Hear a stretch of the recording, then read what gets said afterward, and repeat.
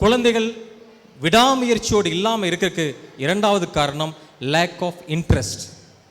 குழந்தைக்கு ஆர்வம் இல்லை, படிப்பில் ஆர்வம் இல்லை, விளையாட்டில் ஆர்வம் இல்லை, கல்ச்சுரல் ப்ரோக்ராமில் ஆர்வம் இல்லை, எதிலுமே ஆர்வம் இல்லைன்னா நீங்கள் உங்கள் குழந்தையை கவனம் செலுத்த வேண்டும், ஆர்வத்தை தூண்ட வேண்டும். அவ்வாறு ஆர்வத்தை தூண்ட தான் உங்கள் குழந்தை மிகப்பெரிய ஒரு ஆளாக உருவெடுப்பான். அந்த ஆர்வத்தை தூண்ட ஒருபோதும் தவற விட்டு விடாதீர்கள். நம்ம கிணற்று பக்கத்தில் ஒரு அழகான தூக்கணா குருவி கூடு இருக்கும்.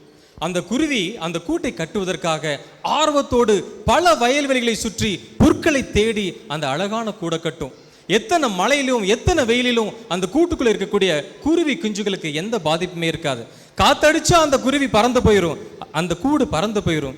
அதுக்காக அந்த கூட்டுல வெயிட் எடையை கூட்டுவதற்காக களிமண்ணை பொறுக்கிட்டு வந்து களிமண்ணை ஒட்டி அந்த கூட்டினுடைய எடையை உருவகப்படுத்தும்.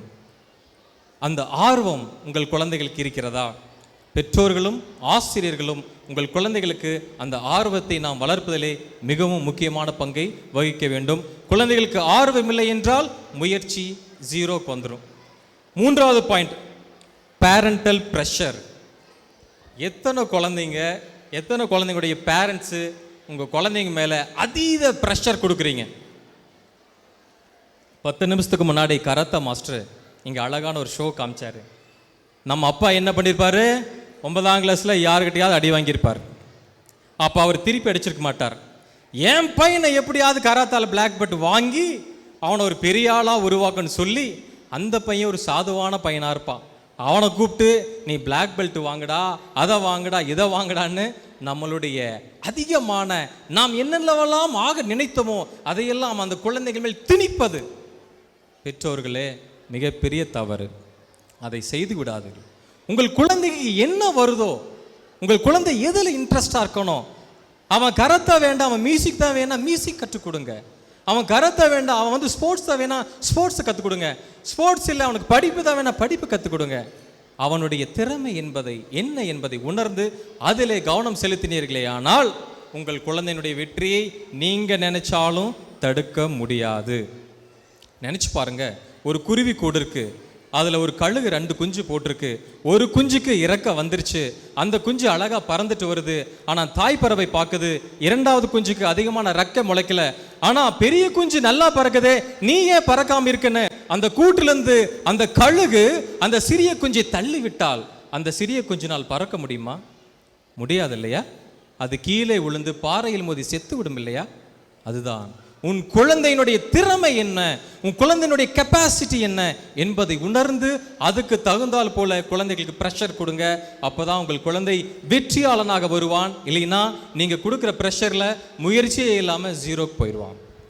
4வது விஷயம், ஃபியர் ஆஃப் ஃபெயிலியர். உங்கள் குழந்தை தோல்வியை கண்டு பயப்படுகிறானா?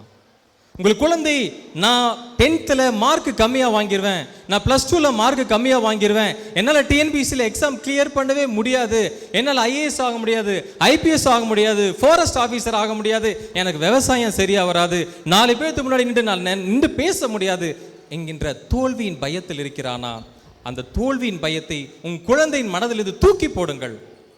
தோல்வியை அடைவதற்கு நீ இல்லை, என் மகன் நீ, என் மகள் நீ, கண்டிப்பா நீ வெற்றி அடைவாய் என்பதை ஒவ்வொரு நாளும் சொல்லி கொடுத்து வழங்க. நிச்சயம் உங்கள் குழந்தை வெற்றியாளனாக வருவான். புலி இருக்கு இல்லைங்களா, அந்த புலிக்கு குட்டி இருக்கும்.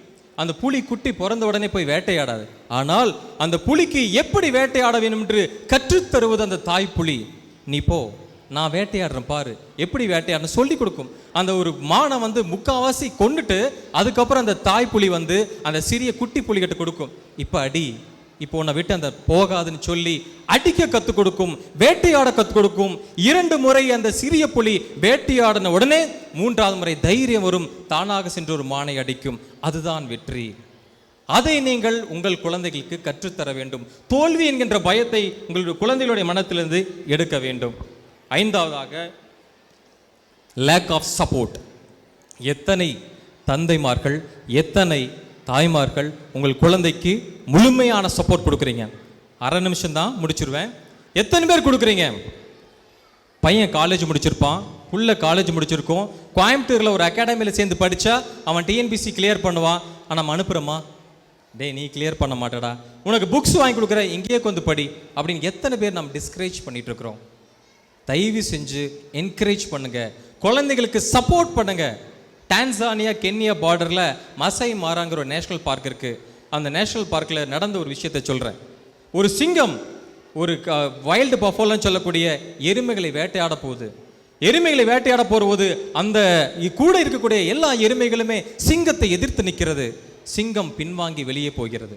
அதே இடத்துல வரி குதிரைகள் ஜீப்ராஸ் இருக்கு, அங்க சிங்கங்கள் போகுது. அந்த வரி குதிரைகள் எல்லாம் பறந்து ஓடிருச்சு. ஒரு வரி குதிரை மட்டும் அந்த சிங்கத்துக்கிட்ட மாட்டி உயிர் இழக்குது. ரெண்டும் ஒரே விஷயம்தான், ரெண்டும் ஒரே மாதிரியான எதிரி தான். ஆனா அங்க சப்போர்ட் கொடுக்குறாங்க, அதனால உயிர் பிழைக்கிறான். அங்க சப்போர்ட் இழக்கிறாங்க, அதனால உயிரை விடுகிறான். உங்கள் குழந்தைகளுக்கு சப்போர்ட் கொடுங்க. இந்த 5 விஷயத்திலுமே கவனம் செலுத்துங்க. நிச்சயம் உங்கள் குழந்தை நிச்சயம் ஒரு மிகப்பெரிய ஒரு அதிகாரியாக, அரசியல்வாதியாக, விவசாயியாக, சாஃப்ட்வேர் இன்ஜினியராக, நீ என்னவெல்லாம் நினைக்கிறோமோ அதுக்கு மேலேயும் வருவான். நன்றி.